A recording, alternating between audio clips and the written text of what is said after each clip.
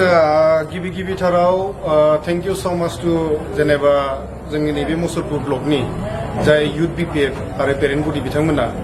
दिनैहाय स्पेशली माने यूथ्सनि मोनसे माबा लादोंमोन मिटिं लादोंमोन सो गासै 14टा यूथ्सनि मोर देन माने आंथ' जिखिनि फैनानै नुफैबाय एराउन्ड माने मोर देन 300 निबो बारा यूथ्सफ्रा बेयाव जमा जादोंमोन आरो पेरेन्ट बडी ओमफ्राय माखासे आइजोफोरखौ लायोब्लाथ' एराउन्ड माने 350 जनसो गेदेरखौ आं मोनफैदो आरो बेयाव बिथांमोना आंखौ खावलायहरदोंमोन जे जेराव बियो यूथ्सनि मोनसे गेदेरिं नालाय यूथनि मोनसे ओरिएन्टेशन यूथ लिडारशिपखौ लानानै यूथनि इशुफोरखौ लानानै बा यूथखौ लानानै जोङो बीपीएफ हान्जाया जों माबोरै आवगायलांनांगो माबोरै जों खामानि मावनांगो बिनि सायाव जों गोथौ गुवार जों गोबां माने खोथाखौ जोङो एक्सचेन्ज जों खालायबाय रायलायबाय सिनियर लिडारफोर जोंहा बेयाव दङमोन जोंहा हितेश सारमोन दङमोन जोंहा एक्स एमएलए जोंहा अनसुमै खुंगुर सारमोन बिथांमोना दङमोन आरो माखासे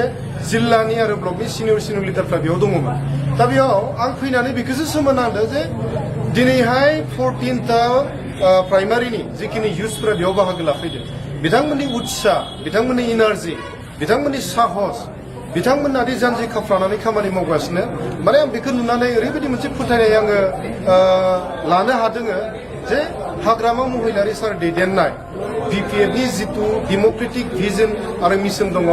गासैबो सोरगिदिं खना खनला बियो रायजो राजानि खाथिसिम सहैदो आरो बिथांनि बे मोनसे डेम'क्रेटिक मिशन भिजन जिथुबा फिल'सफि जो आइडिय'लजि दङ बेफोरखौ लाना मेंनाय गैयै खामानि मावनायखौ आं नुनानै ओरैबायदि फोथायनाय मोनदों जे फैबाय थानाय नैबे जोंनि जानो गोनां जि जोंहा मोनथाम इलेक्सन फैगासिनो नङा होमबा 2024 जोंहा एमपि फैगासिनो बेयाव जोङो नायोबोला जोङो आरामसे जोङो हाग्रामा महिलारि दैदेननाय बीपीएफआ जे जोङो माने भिक्ट'रिखौ जोङो मोननो थांगासिनो गोबां रोजा रोजा जोङो भटजों जोङो देरहागोन बे जोंनि मोनसे फोथायनाय दा बेयाव आं रायलायनानै आं बेखौबो मोनदांबाय जे यूथ्सफोरा मोनसे समायखिरा लादों जे बर'नि जेंना जेंगोनाखौ बिथांमोना गोबां सिरियासलि स्टाडि खालायदो आरो बिथांमोना स्टाडि खालायनानै जिबायदि सिनियर लिडारनि खाथियाव बिथांमोना टेबोलाव लाबोदो जेंना जेंगोनाखौ आरो बेयाव आंनो ओरैबायदि मोनसे मोन्दांथिखौ आं मोनदों जे सिनियर लिडारफ्रा दानि लाइमोनफोरखौ दि एफाग्राब मोनसे स्पेस होदो बिथांमोननि बाथ्राखौ खोनासंदो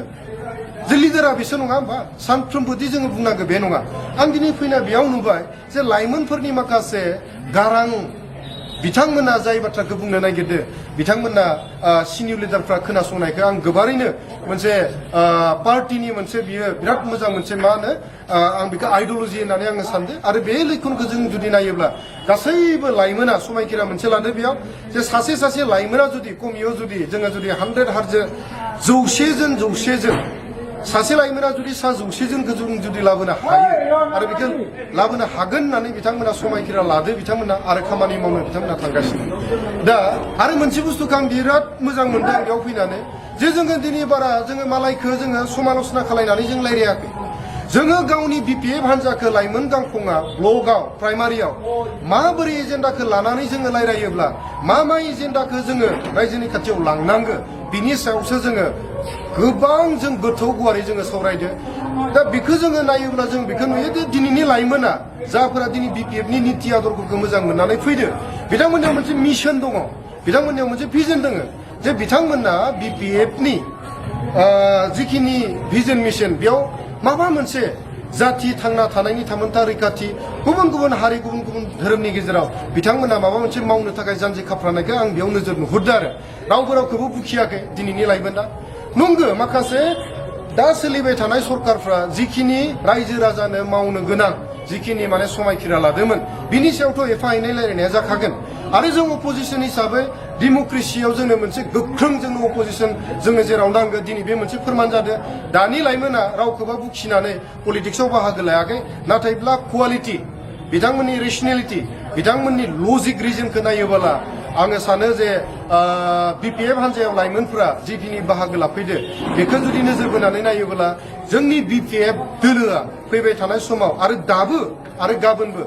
गोग्गोम आरो गोख्रों अपोजिसन रुलखौ बिथांमोना दैदेनलांनो हागोन होननानै आं फोथायो आरो आं दा बेखिनियाव आं बारा गोलाव आं बाथ्रा बुंनो आं साना जे आंहा फोथायनाया बेल' जे फैबाय थानाय लकसभा इलेक्सननि थाखाय जों गासैबो लाइमोनफोरा जोङो गोगोमै आरो गोख्रोङै जोङो खामानि मावलांनो थाखाय जों जानजि खाफ्रादो थिग बेबायदिनो जोंहा सेन्ट्रेलनि जाहा मानगोनां शरद दास डांगरिया बिथाङा फैनानै जिखिनि थुलुंगा होफैबाय आंबो बिराद इन्सपायार जादों बिथांनि गासैबो लाइमोना इन्सपायार जादों जों जानजि खाफ्रादो जे जोंहा खामानि मावगोन फैबाय थानाय समाव आरो जों फोथायदो जे जों BPF हान्जाया थारैनो गोबांथार भट लानानै जोङो लकसभायाव जों देरहागोन थिग बेबायदिनो 2025आव जोङो आउट अफ 40आव जोङो more than 35टा जोङो सिट लानानै जोङो सरकार एबसुलुट मेजरिटिनि जों सरकार दानो हागोन बेनि उनाव 2026 मायथाइयाव एसेम्बलि इलेक्शनाव जोंहा फोथायदो जोङो 15टा डिलिमिटेशन जाखांनायनि उनाव जिखिनि 15टा समस्ति जों मोनबाय बेयाव जोङो मेजरिटिनिफ्राय मेजरिटि जोङो MLA सेगमेन्टखौबो देरहालांगोनखौ जोङो दिनैनि नैबे लाइमोन गांखंनि जिखिनि सावरायमेल बेखौ जोङो नुनानै जोंहा फोथायनाया फैबाय दा मोनसेल' जों खामानि मावनांगौ आरो रायजो राजाफोरखौ जोङो खावलायहरो जाहाथे बे गोदोरथार मोनसे थांखियाव जाहाथे नोंथांमोनाबो जोंनो आखाइदो आखाइ हमफानानै आथिंदो आथिं थाबायफालांगोन नांगौ जायोबा नोंथांमोना जोंनि मोजां आरो गाज्रिनि सायाव नोंथांमोनाबो सोंथि सोंनो थाखाय आं बेखिनिखौ खावलायहरबाय गोजोन्थों थेंक इउ स' माच